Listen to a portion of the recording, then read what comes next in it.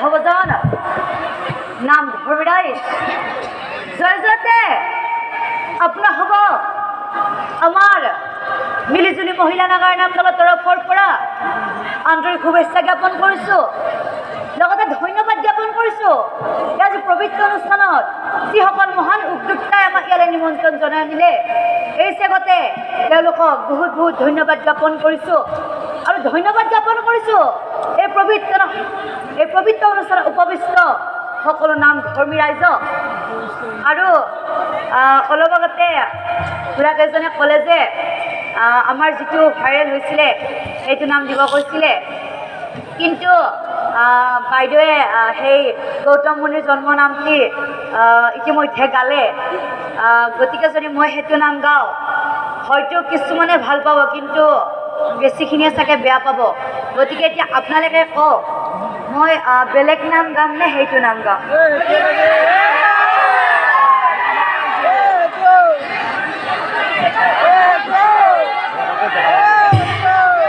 সেইটো নাম লাগিব আপোনালোকে কওক এককাকেইজনে কওক সেইটো নাম গাম ঠিক আছে প্ৰথমবাৰৰ বাবে এনেকৈ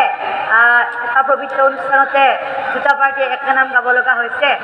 যিয়ে নহওক নাম পৰিৱেশন কৰোঁতে যদি কিবা ভুল ভ্ৰান্তি হয় আপোনালোকে যেন নিজৰ ছোৱালী ভণ্টি বুলি শুধৰাই লয় ধন্যবাদ বৰৰিকা নামে আশ্ৰমৰ উত্তৰ দিশে এখন সৰু গাঁও আছিল আৰু তাত এজন সুধৰ্মামণি নামে বিপ্ৰই বাস কৰিছিল বিপ্ৰৰ বয়স প্ৰায় তেতিয়া 85ৰ ওপৰত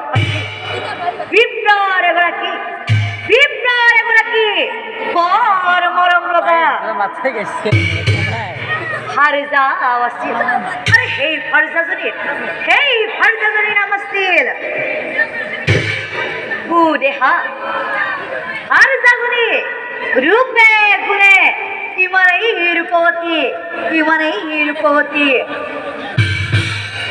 ৰূপৱতী হৈয়ে থাকিল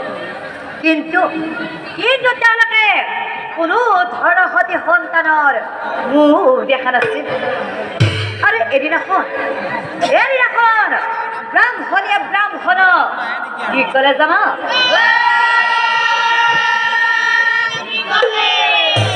স্বামী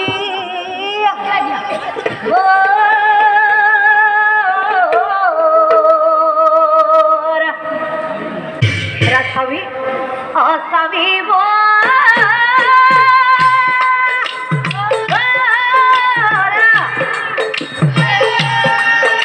হেৰা স্বামী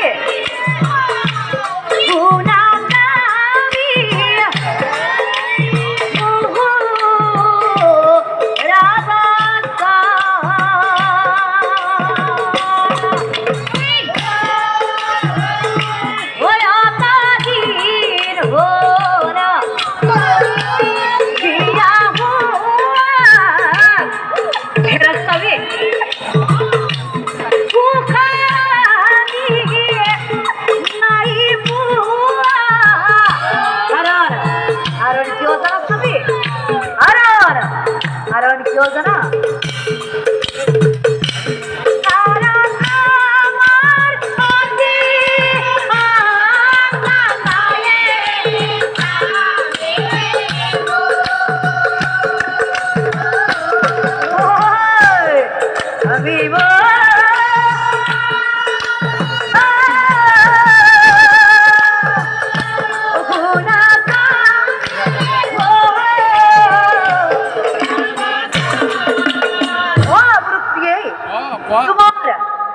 তোমাৰ মনত আছেনে প্ৰিয়ে আমাৰ গৃহত যে 12জন বৈষ্ণৱক মাতি আনিছিলো আৰু তেওঁলোকে আমাৰ গৃহত কি কৰিছিলে তোমাৰ জানো মনত আছে প্ৰিয়ে নাই তেওঁলোকে আমাৰ গৃহত নাম প্ৰসংগ কৰিছিলে আৰু তেওঁলোকে জামা আশীৰ্বাদ দিছিলে তোমাৰ জানো মনত আছে প্ৰিয়ে শুনা তেনেহ'লে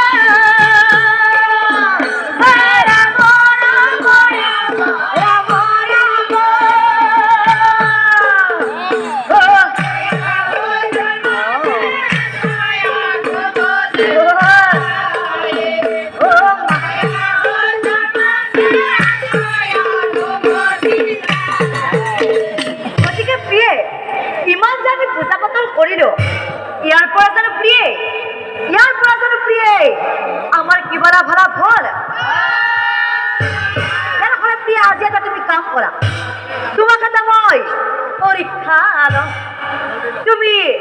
দুটা সম্পূৰ্ণকৈ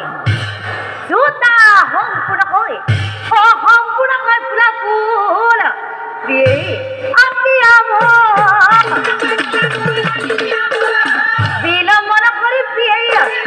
বিলম্বন কৰি স্বামী আপোনাক ফুলহে লাগিব কোনো কথা নাই স্বামী কোনো কথা নাই কথা শুনি ব্ৰাহ্মণীয়ে ফুল আনি দিলা পৰীক্ষা কৰো বুলি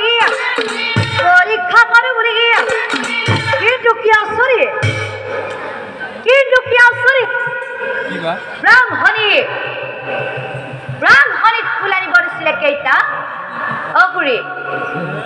ব্ৰাহ্মণীক কেইটা ফুল আনিব দিছিলে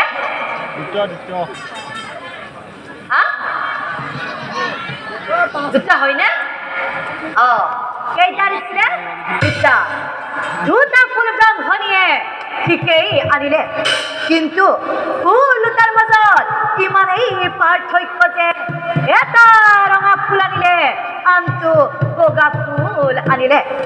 ব্ৰাহ্মণীৰ শুন প্ৰথমতেই খেলি মেলি লগালে বাৰু যি নহওক বগা ফুলটো হৈছে প্ৰভু নাৰায়ণৰ প্ৰসাদ কিবা কাৰণে যদি ব্ৰাহ্মণীয়ে এই বগা ফুলটো অগণিত দলি মাৰি দিয়ে তেনেহ'লে ব্ৰাহ্মণী নিশ্চয় পুত্ৰ সন্তানেই হ'ব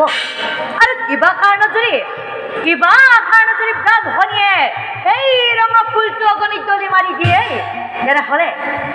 কিন্তু ব্ৰাহ্মণী আজীৱন নিঃসন্তান হৈয়ে থাকিব পৰীক্ষা কৰিলা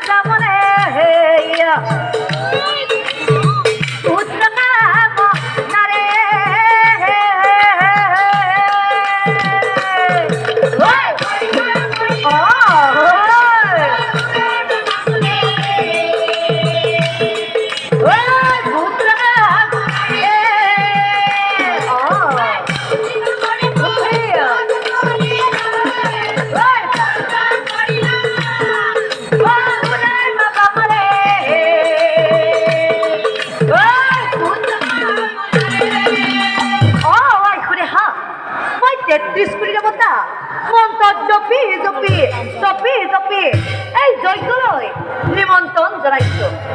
ঐ সুদেহা তুমি এটা কাম কৰা তুমি মোৰ হাতৰ পৰা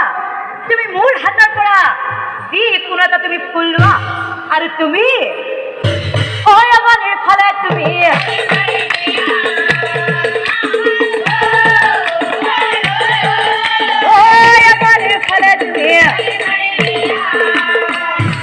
ব্ৰাহ্মণী কিন্তু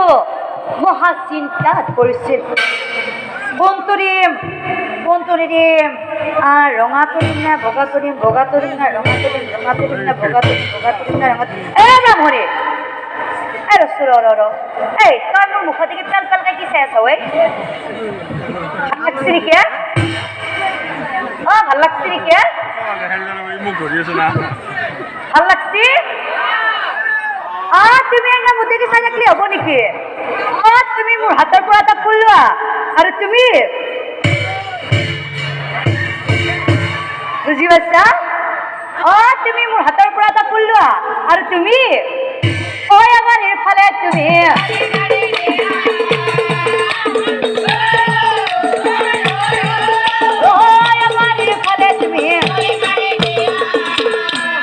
ব্ৰাহ্মণে কিন্তু